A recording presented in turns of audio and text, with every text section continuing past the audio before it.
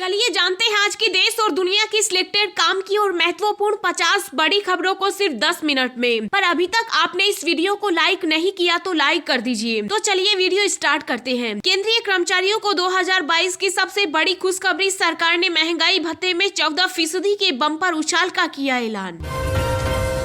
India post payment bank ने saving खाते पर ब्याज दरें घटाई, पहले से 25 बेसिस पॉइंट कम मिलेगा रिटर्न, 1 फरवरी से लागू हुआ रेट। किसान अर्थव्यवस्था, गरीबों को घर और वैक्सीनेशन प्रोग्राम, जानेंगे राष्ट्रपति रामनाथ कोविंद के अभिभाषण की 10 बड़ी बातें। पीएम मोदी की बजट सत्र से पहले सभी दलों से अपील, कहा चुनाव तो चलते रहेंगे, बजट सत्र को बनाए फलदायी। 5 चुनावी राज्यों में रैलियों रोड शो पर बड़ा फैसला, चुनाव आयोग ने प्रतिबंधों और रियायतों से संबंधित जारी की नई गाइडलाइन। देश की आम जनता को बजट से मिल सकती है बड़ी राहत, 80C के तहत बढ़ सकती है टैक्स छूट, ईवी की खरीद पर भी बचत की उम्मीद।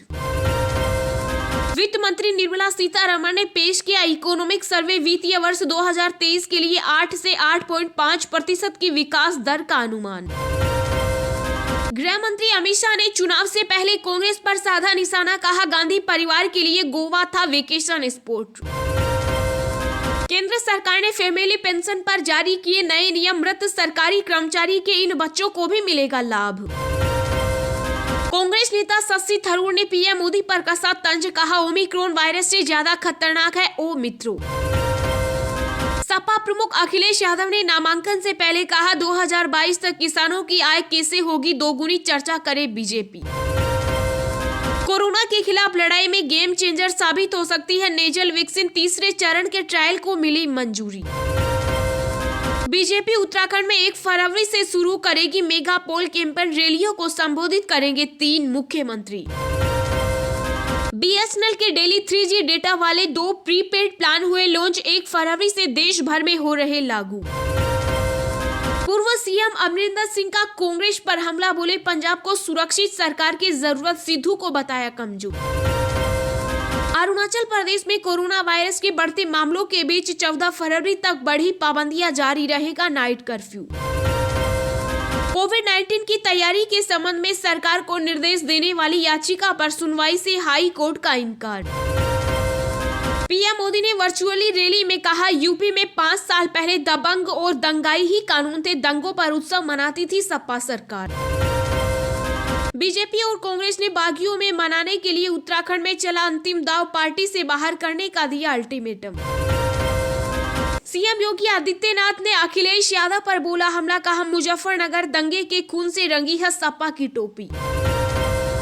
लड़की हूँ लड़ सकती हूँ अभियान पर बोली केंद्रीय मंत्री स्मृति ईरानी, प्रियंका जी के घर में एक लड़का है जो लड़ नहीं सकता।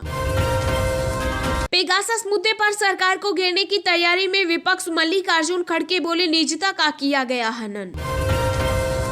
भीम आर्मी चीफ चंद्रशेखर ने कहा सीएम योगी को गोरखपुर में नहीं मिलेगा वो कुंवर, मजबूती से लड़ेंगे चुनाव।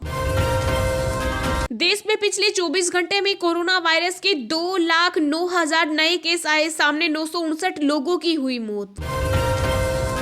सपा अध्यक्ष अखिलेश यादव ने करहल से भरा नामांकन, बोले ये नॉमिनेशन एक मिशन है, नकारात्मक राजनीति को हराएं। भाजपा नेता ने सोनिया गांधी को लिखा पत्र, महात्मा गांधी की हत्या को वध बताने वाले नाना पटोले को पार्टी से बर्खास्त करने की मांग। कांग्रेस ने पंजाब चुनाव में रियल टाइम फीडबैक के लिए लगा रखे हैं 300 से ज्यादा लोग, सीएम फेस के लिए 2 सर्वे एजेंसियों की ली मदद।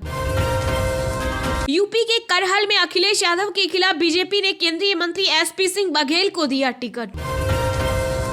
हिंदुत्व और हिंदू वाली टिप्पणियों पर बरसे केंद्रीय मंत्री गिरिराज सिंह, राहुल गांधी को बताया फर्जी। कांग्रेस महासचिव प्रियंका गांधी ने नोएडा में डोर टू डोर जाकर कांग्रेस उम्मीदवार के लिए मांगा वोट। केंद्रीय मंत्री कपिल पाटिल ने दिया बड़ा बयान, कहा 2024 तक भारत का हिस्सा बन जाएगा पीओके। यूपी के डिप्टी सीएम केशव प्रसाद मौर्य बोले दंगावादी, आतंकवादी और जिन्नावादी से मिलकर बनी अखिलेश की समाजवादी। पंजाब के सीएम चन्नी ने भदौड़ विधानसभा सीट और पूर्व सीएम कैप्टन अमरिंदर सिंह ने पटियाला से भरा नामांकन। वाराणसी में कांग्रेस नेता हार्दिक पटेल ने किया दावा, कहा यूपी में कभी खत्म नहीं होगा गुंडाराज। यूपी में समाजवादी पार्टी को लगा एक और झटका, सपा एमएलसी रमेश मिश्र बीजेपी में हुए शामिल। दिल्ली, पंजाब, यूपी और हरियाणा समेत कई इलाकों में होगी बारिश, मौसम विभाग का 4 फरवरी तक अलर्ट जारी।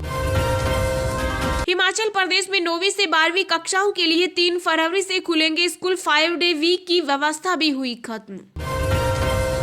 सुप्रीम कोर्ट ने 23 फरवरी तक विक्रम मजीठिया की गिरफ्तारी पर लगाई रोक, विधानसभा चुनाव के बाद करना होगा सरेंडर। वाराणसी और जौनपुर में ज्वेलर्स पर आयकर विभाग का छापा, चुनाव प्रचार के लिए करोड़ों रुपए देने का शक। पश्चिम बंगाल में कक्षा 8 से 11वीं तक के स्कूल 3 फरवरी से खुलेंगे, सीएम ममता बनर्जी ने किया ऐलान। गोवा में शिवसेना करेगी पूर्व सीएम मनोहर पर्रिकर के बेटे उत्पल का समर्थन, पणजी सीट से हटाया अपना प्रत्याशी। जी हां दोस्तों, और भी बहुत बड़ी काम की खबरें निकल कर आ रही हैं, इसलिए वीडियो को लास्ट तक जरूर देखना। तो चलिए अब जानते हैं जो महत्वपूर्ण खबरें हैं उनको विस्तार से। पर इससे पहले अभी तक आपने इस वीडियो को लाइक नहीं किया तो लाइक कर दीजिए। किसान, अर्थव्यवस्था, गरीबों को घर और वैक्सीनेशन प्रोग्राम जाने राष्ट्रपति रामनाथ कोविंद के अभिभाषण की 10 बड़ी बातें। जी हां, राष्ट्रपति रामनाथ कोविंद ने बजट सत्र शुरू होने से पहले संसद को संबोधित किया। राष्ट्रपति ने अपने अभिभाषण में महिला सशक्तिकरण, कोविड टीकाकरण, प्रधानमंत्री Ayushman Bharat health infrastructure, digital India और किसानों का जिक्र किया। राष्ट्रपति ने कहा कि मेरी सरकार देश की सुरक्षा के लिए दृढ़ संकल्पित होकर काम कर रही है। सरकार की नीतियों की वजह से डिफेंस सेक्टर में, विशेषकर रक्षा उत्पादन में देश की आत्मनिर्भरता लगातार बढ़ रही है। उन्होंने कहा कि पीएम किसान निधि के माध्यम से 11 करोड़ से अधिक किसान परिवारों को 1,80,000 करोड़ रुपए दिए जाएंगे। इस निवेश से कृषि क्षेत्र में आज बड़े बदलाव दिखाई दे रहे हैं। राष्ट्रपति रामनाथ कोविंद ने कोविड-19 के खिलाफ लड़ाई में भारत के सामर्थ्य का प्रमाण वैक्सीनेशन प्रोग्राम में नजर आया। आज हम पूरी दुनिया में सबसे ज्यादा वैक्सीन डोज लेने वाले अग्रणी देशों में से एक हैं। उन्होंने कहा कि प्रधानमंत्री आवास योजना ग्रामीण के तहत अब तक 2 करोड़ से अधिक गरीबों को पक्के घर मिल चुके। राष्ट्रपति ने कहा कि सरकार की नीतियों की वजह से आज भारत उन देशों में है जहां इंटरनेट तथा स्मार्टफोन की कीमत भी सबसे कम है। इसका बहुत बड़ा लाभ भारत की नौजवान पीढ़ी को मिल रहा है। केंद्रीय कर्मचारियों को 2022 की सबसे बड़ी खुशखबरी, सरकार ने महंगाई भत्ते में 14% के बम्पर उछाल का किया ऐलान। जी हां, केंद्रीय कर्मचारियों को 2022 में सबसे बड़ी सौगात मिली है। कर्मचारियों के महंगाई भत्ते में 14% का बम्पर उछाल आया है। सरकार ने इसका ऐलान भी कर दिया। यह तोहफा केंद्रीय सार्वजनिक क्षेत्र के उद्यम के कर्मचारियों को मिला है। अंडर सेक्रेटरी शेमुअल हक के मुताबिक सीपीएससी के बोर्ड स्तर और बोर्ड स्तर से नीचे के अधिकारियों और पर्यवेक्षकों को मिलने वाले डीए की दरों को संशोधित किया गया। 2007 वेतनमान के तहत सीपीएससी के अधिकारियों और गैर संघीय पर्यवेक्षकों को दे डीए की दर 170.5% की जगह अब 184.1% कर दी गई है। केंद्र सरकार ने फैमिली पेंशन पर जारी किए नए नियम, मृत सरकारी कर्मचारी के इन बच्चों को भी मिलेगा लाभ। जी हां, केंद्र सरकार ने फैमिली पेंशन को लेकर नया नियम जारी किया। केंद्रीय मंत्री जितेंद्र सिंह ने कहा कि मृत सरकारी कर्मचारियों को बच्चे जो दिमागी रूप से असक्त हैं, उन्हें भी फैमिली पेंशन का लाभ दिया जाएगा। केंद्रीय मंत्री ने कहा कि पेंशन और पेंशनर कल्याण विभाग को लोगों से बातचीत में पता चला है कि बैंक इस तरह के बच्चों को फैमिली पेंशन का लाभ नहीं दे रहे हैं। बैंक इन बच्चों से अदालत से जारी गार्जियनशिप सर्टिफिकेट मांग रहे हैं। उन्होंने कहा कि बैंक ऐसे बच्चों से गार्जियनशिप सर्टिफिकेट के लिए अड़ नहीं सकते और इस आधार पर पेंशन देने से मना नहीं कर सकते। केंद्रीय मंत्री जितेंद्र सिंह ने कहा कि अगर बैंक मानसिक विकार से ग्रस्त बच्चों से कोर्ट से जारी गार्जियनशिप सर्टिफिकेट के बिना फैमिली पेंशन देने से मना कर देते हैं तो यह सेंट्रल सिविल सर्विस रूल्स 2021 के वैधानिक प्रावधानों का उल्लंघन होगा। सरकार की तरफ से ऐसे बच्चों को पेंशन दिए जाने के लिए सभी पेंशन बांटने वाले बैंक के प्रबंध निदेशकों को स्पष्ट निर्देश दिया गया है कि वे अपने सेंट्रलाइज्ड पेंशन प्रोसेसिंग सेंटर को निर्देश दें कि दिमागी रूप से असक्त बच्चों को फैमिली पेंशन का लाभ दिया जाए। इंडिया पोस्ट पेमेंट बैंक ने सेविंग खाते पर ब्याज दरें घटाई। पहले से 25 बेसिस पॉइंट कम मिलेगा रिटर्न। 1 फरवरी से लागू होगा रेट। जी हां, इंडिया पोस्ट पेमेंट बैंक ने सेविंग अकाउंट पर ब्याज दरें घटा दी है। IPPB ने सेविंग खाते पर 25 बेसिस पॉइंट तक ब्याज दर घटाने की घोषणा की है। नई दरें 1 फरवरी से लागू होंगी। India post payment bank post office के तहत चलाया जाता है और यह भारतीय डाक के अधीन होता है। IPPB आम लोगों और निवेशकों के लिए कई स्कीम चलाता है। अन्य बैंकों की तरह IPPB सेविंग खाता चलाता है। IPPB ने अपनी वेबसाइट पर ब्याज दरों में बदलाव के बारे में जानकारी दी है। सेविंग खाते पर पहले 2.75% तक ब्याज दिया जाता था, लेकिन अब इसमें 0.25% तक की कटौती की गई। IPPB ने एक नोटिस में कहा कि इंडिया पोस्ट पेमेंट बैंक ने सेविंग खाते की ब्याज दरों में बदलाव किया है। सेविंग अकाउंट के सभी ग्राहकों पर यह बदलाव लागू होगा। ब्याज दरों में बदलाव एसेट लायबिलिटी कमेटी की पॉलिसी के मुताबिक किया गया है। नई ब्याज दरें 1 फरवरी 2022 से लागू होंगी। ऐसे ही रोज दिन भर की ताजा खबरें पाने के लिए चैनल को अभी सब्सक्राइब करें।